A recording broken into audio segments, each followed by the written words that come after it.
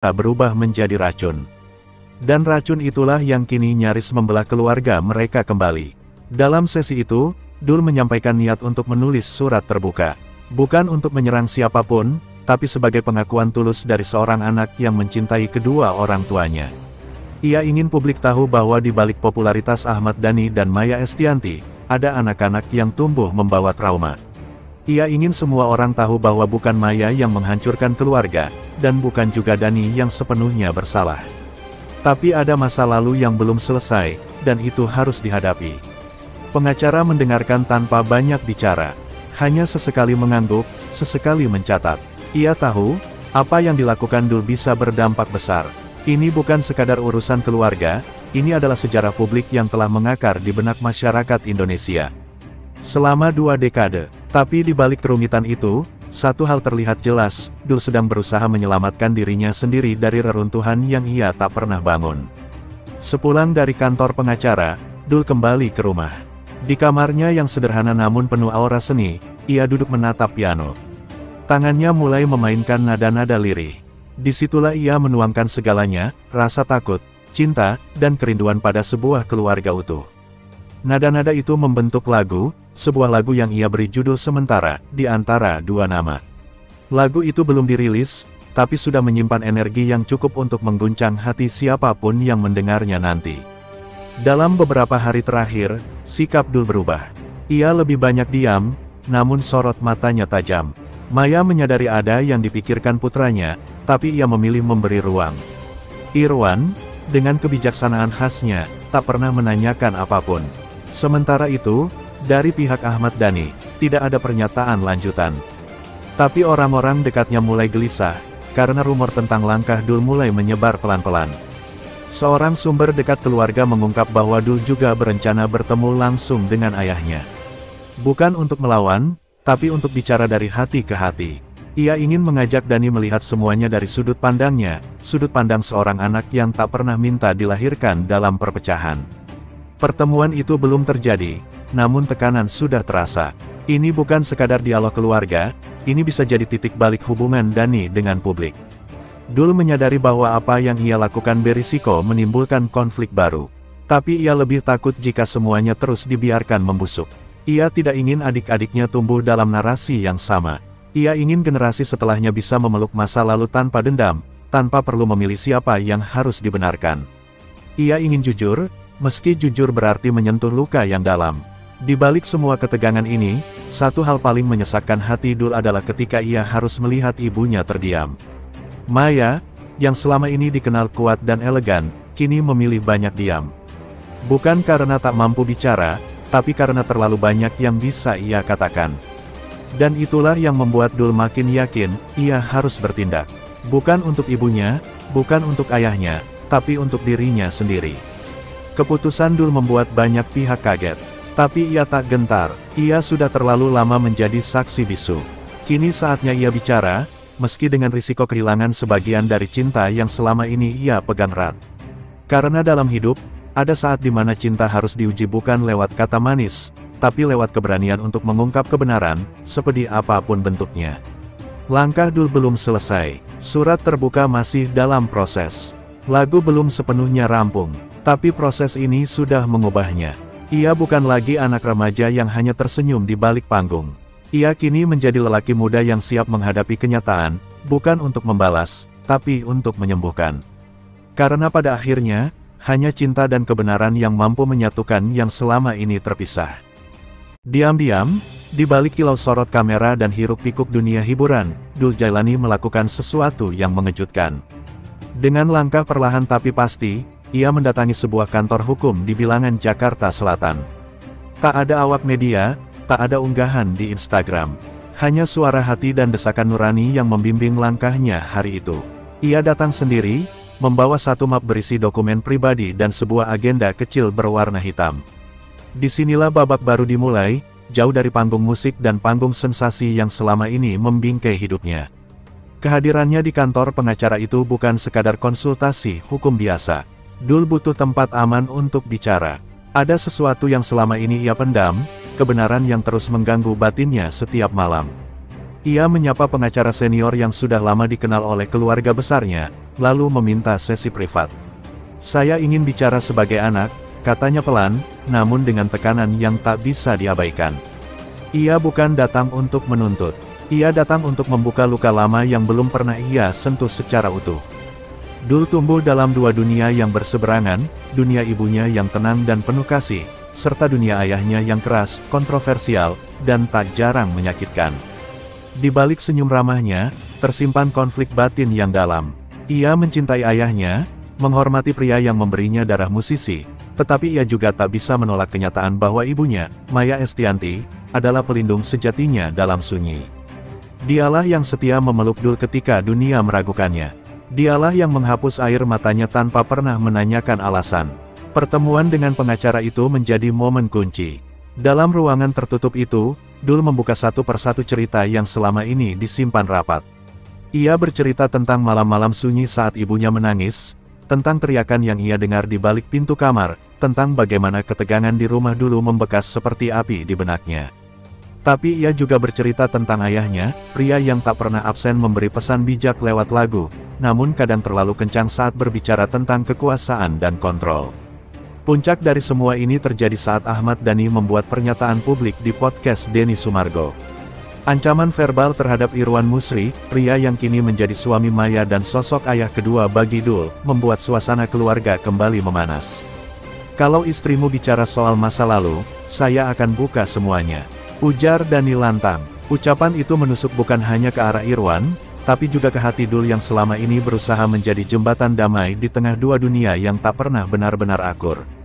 Dul merasa ada sesuatu yang tidak bisa dibiarkan terus bergulir seperti ini. Ia lelah menjadi simbol netralitas. Ia lelah pura-pura baik-baik saja. Karena kenyataannya, setiap kata keras dari ayahnya adalah luka baru yang terbuka di dalam dirinya. Ia tahu, ayahnya bukan pria jahat. Tapi ia juga tahu bahwa kebenaran yang disembunyikan terlalu lama bisa berubah menjadi racun. Dan racun itulah yang kini nyaris membelah keluarga mereka kembali. Dalam sesi itu, Dul menyampaikan niat untuk menulis surat terbuka. Bukan untuk menyerang siapapun, tapi sebagai pengakuan tulus dari seorang anak yang mencintai kedua orang tuanya.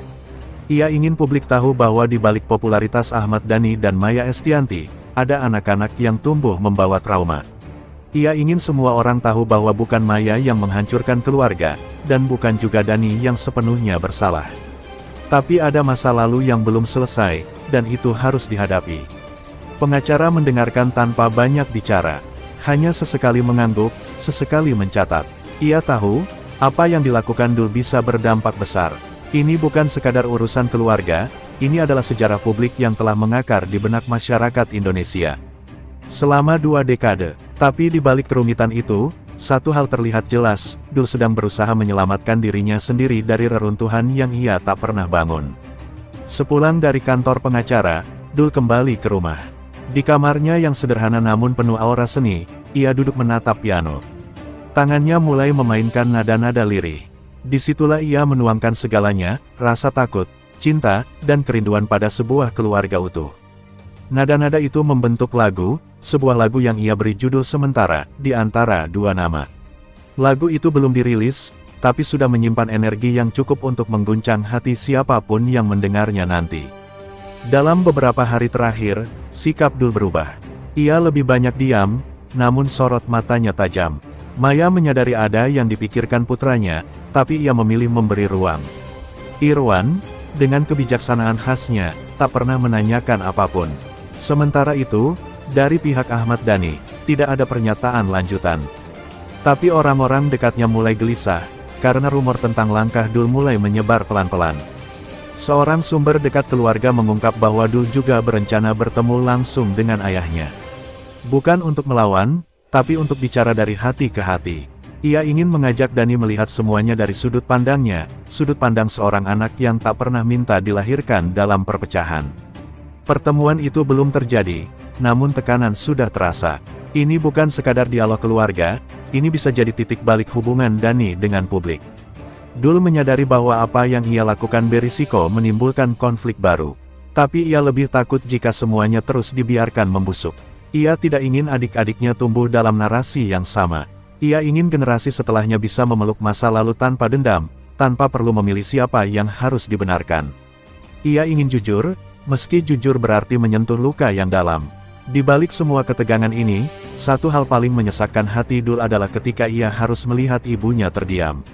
Maya, yang selama ini dikenal kuat dan elegan, kini memilih banyak diam. Bukan karena tak mampu bicara, tapi karena terlalu banyak yang bisa ia katakan. Dan itulah yang membuat Dul makin yakin, ia harus bertindak. Bukan untuk ibunya, bukan untuk ayahnya, tapi untuk dirinya sendiri. Keputusan Dul membuat banyak pihak kaget. Tapi ia tak gentar, ia sudah terlalu lama menjadi saksi bisu. Kini saatnya ia bicara, meski dengan risiko kehilangan sebagian dari cinta yang selama ini ia pegang erat. Karena dalam hidup, ada saat di mana cinta harus diuji bukan lewat kata manis, tapi lewat keberanian untuk mengungkap kebenaran, seperti apapun bentuknya. Langkah Dul belum selesai, surat terbuka masih dalam proses. Lagu belum sepenuhnya rampung, tapi proses ini sudah mengubahnya. Ia bukan lagi anak remaja yang hanya tersenyum di balik panggung. Ia kini menjadi lelaki muda yang siap menghadapi kenyataan, bukan untuk membalas, tapi untuk menyembuhkan. Karena pada akhirnya, hanya cinta dan kebenaran yang mampu menyatukan yang selama ini terpisah. Diam-diam, di balik kilau sorot kamera dan hiruk-pikuk dunia hiburan, Dul Jailani melakukan sesuatu yang mengejutkan. Dengan langkah perlahan tapi pasti, ia mendatangi sebuah kantor hukum di bilangan Jakarta Selatan. Tak ada awak media, tak ada unggahan di Instagram. Hanya suara hati dan desakan nurani yang membimbing langkahnya hari itu. Ia datang sendiri, membawa satu map berisi dokumen pribadi dan sebuah agenda kecil berwarna hitam. Disinilah babak baru dimulai, jauh dari panggung musik dan panggung sensasi yang selama ini membingkai hidupnya. Kehadirannya di kantor pengacara itu bukan sekadar konsultasi hukum biasa. Dul butuh tempat aman untuk bicara. Ada sesuatu yang selama ini ia pendam, kebenaran yang terus mengganggu batinnya setiap malam. Ia menyapa pengacara senior yang sudah lama dikenal oleh keluarga besarnya, lalu meminta sesi privat. "Saya ingin bicara sebagai anak," katanya pelan, namun dengan tekanan yang tak bisa diabaikan. Ia bukan datang untuk menuntut. Ia datang untuk membuka luka lama yang belum pernah ia sentuh secara utuh. Dul tumbuh dalam dua dunia yang berseberangan, dunia ibunya yang tenang dan penuh kasih, serta dunia ayahnya yang keras, kontroversial, dan tak jarang menyakitkan. Di balik senyum ramahnya, tersimpan konflik batin yang dalam. Ia mencintai ayahnya, menghormati pria yang memberinya darah musisi, tetapi ia juga tak bisa menolak kenyataan bahwa ibunya, Maya Estianty, adalah pelindung sejatinya dalam sunyi. Dialah yang setia memeluk Dul ketika dunia meragukannya. Dialah yang menghapus air matanya tanpa pernah menanyakan alasan. Pertemuan dengan pengacara itu menjadi momen kunci. Dalam ruangan tertutup itu, Dul membuka satu persatu cerita yang selama ini disimpan rapat. Ia bercerita tentang malam-malam sunyi saat ibunya menangis, tentang teriakan yang ia dengar di balik pintu kamar, tentang bagaimana ketegangan di rumah dulu membekas seperti api di benaknya. Tapi ia juga bercerita tentang ayahnya, pria yang tak pernah absen memberi pesan bijak lewat lagu, namun kadang terlalu kencang saat berbicara tentang kekuasaan dan kontrol. Puncak dari semua ini terjadi saat Ahmad Dhani membuat pernyataan publik di podcast Denny Sumargo. Ancaman verbal terhadap Irwan Musri, pria yang kini menjadi suami Maya dan sosok ayah kedua bagi Dul, membuat suasana keluarga kembali memanas. "Kalau istrimu bicara soal masa lalu, saya akan buka semuanya," ujar Dhani lantang. Ucapan itu menusuk bukan hanya ke arah Irwan, tapi juga ke hati Dul yang selama ini berusaha menjadi jembatan damai di tengah dua dunia yang tak pernah benar-benar akur. Dul merasa ada sesuatu yang tidak bisa dibiarkan terus bergulir seperti ini. Ia lelah menjadi simbol netralitas. Ia lelah pura-pura baik-baik saja. Karena kenyataannya, setiap kata keras dari ayahnya adalah luka baru yang terbuka di dalam dirinya. Ia tahu, ayahnya bukan pria jahat. Tapi ia juga tahu bahwa kebenaran yang disembunyikan terlalu lama bisa berubah menjadi racun. Dan racun itulah yang kini nyaris membelah keluarga mereka kembali. Dalam sesi itu, Dul menyampaikan niat untuk menulis surat terbuka. Bukan untuk menyerang siapapun, tapi sebagai pengakuan tulus dari seorang anak yang mencintai kedua orang tuanya. Ia ingin publik tahu bahwa di balik popularitas Ahmad Dhani dan Maya Estianty, ada anak-anak yang tumbuh membawa trauma. Ia ingin semua orang tahu bahwa bukan Maya yang menghancurkan keluarga, dan bukan juga Dani yang sepenuhnya bersalah.